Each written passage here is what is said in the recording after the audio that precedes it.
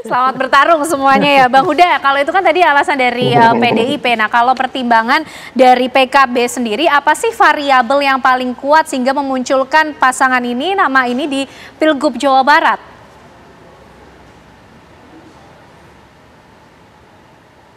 Bang Huda? Ya, kita tahu persis Jawa Barat itu dari pilkada ke pilkada itu saya nggak tahu ya, mungkin lebih tepatnya istilah kami anomali. Jadi ada partisipasi spontan dari masyarakat Jawa Barat yang memang betul-betul tidak terduga.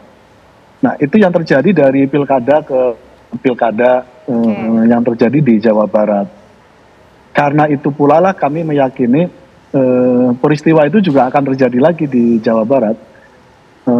Spontanitas perubahan swing voters di Jawa Barat terkait dengan pilkada itu akan terjadi juga dalam pilkada tahun ini. Nah, terkait dengan pilihan PKB internal sekaligus kami ingin, ini baru pertama kalinya PKB bisa berkompetisi mengusung kader sendiri dan dengan modal 11,7%, kita akan tawarkan berbagai program yang menjadi bagian dari kebutuhan masyarakat di Jawa Barat. Nah, faktor yang lain, Mbak, pilkada tahun ini betul-betul pada titik 0 kilometer.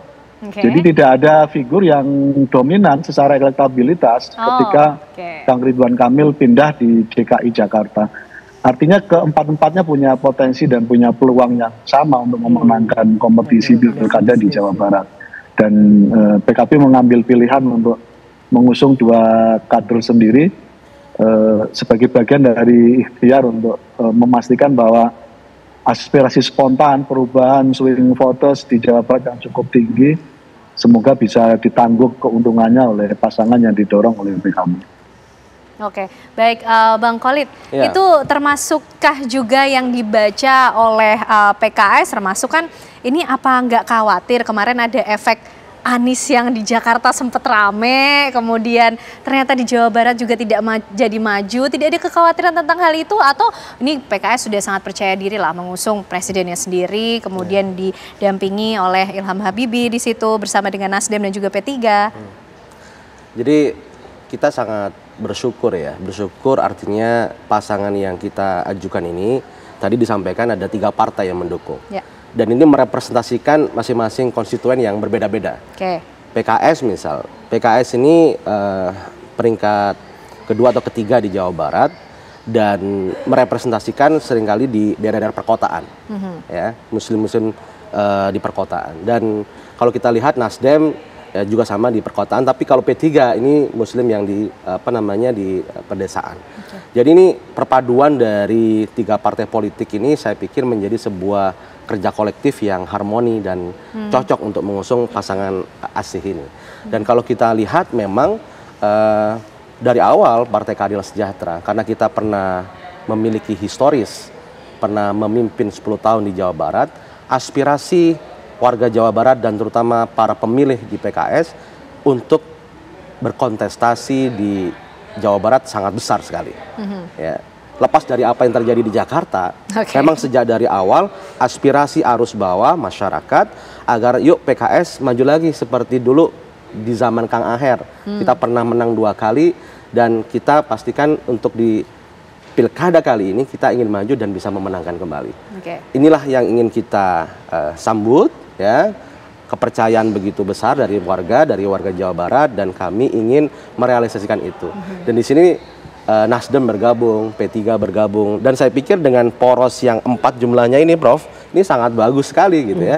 Masing-masing partai politik mengusung kandidatnya dan kader-kadernya, sehingga manifestasi nilai-nilai perjuangan dari partai politik pengusungnya akan terlihat nanti apa gagasan dari masing-masing paslon itu berdasarkan ya partai-partai politik yang mengusungnya. Sehingga inilah nanti akan disuguhkan menu yang sangat nikmatlah di warga Jawa Barat. Masing-masing kandidat akan menunjukkan rekam jejak kepemimpinannya, menunjukkan gagasannya, adu kebijakannya, sehingga nanti masyarakat Jawa Barat akan mendapatkan pilihan yang lebih beragam dan lebih bervariasi di situ. Dan saya pikir ini adalah peluang juga ya buat bagaimana demokrasi disuguhkan dengan sebaik-baiknya. Oke, artinya tadi menjawab apa yang disampaikan oleh Prof. Ibnu, ini yang dominan keputusan dari para penguasa partai politiknya atau masih kok suara publik atau survei dari lembaga-lembaga politik juga menjadi pertimbangan karena langsung presidennya loh yang turun. Jadi kalau kita melihat bagaimana proses pencalonan ya, itu elektabilitas, popularitas itu salah satu indikator yang kita pakai. Oke, yang dominan. Cuma yang kalau kita melihat bagaimana proses kepemimpinan, tugas penting partai politik adalah dia melahirkan kepemimpinan publik, baik di level lokal maupun di level nasional. Nah, seringkali kan orang mengkritik nih, partai seringkali, misal nih, shortcutnya mengambil calon yang populer walaupun bukan kader partai, misal populer diambil, nanti pindah lagi partainya dan sebagainya. Kan itu secara kaderisasi party ID, value dari masing-masing perjuangan partai itu tidak terwujud. Nah, disinilah pentingnya kita partai politik mengusung kader-kader terbaiknya untuk berkontestasi. Oke, baik. Prof. Ibnu, tadi tuh sempat dijawab juga oleh Bang Huda kan, kenapa kok kemudian Jawa Barat ini nampaknya menjadi perhatian cukup kuat, apakah epicentrumnya bergeser gitu dari Jakarta ke Jawa Barat, kembali ke titik nol katanya Prof. Ibnu karena Pak Ridwan Kamilnya sudah geser ke Jakarta. Gimana Prof? Begini, tentu saya pun kan tinggal di Depok nih ya, berarti KTP-nya juga Jawa Barat, Jawa Barat akan mencoblos ya kan? Sama-sama. Sama-sama ya. Jadi maksud saya begini, berarti kami sebagai calon pemilih di Jawa Barat itu banyak pilihan ya.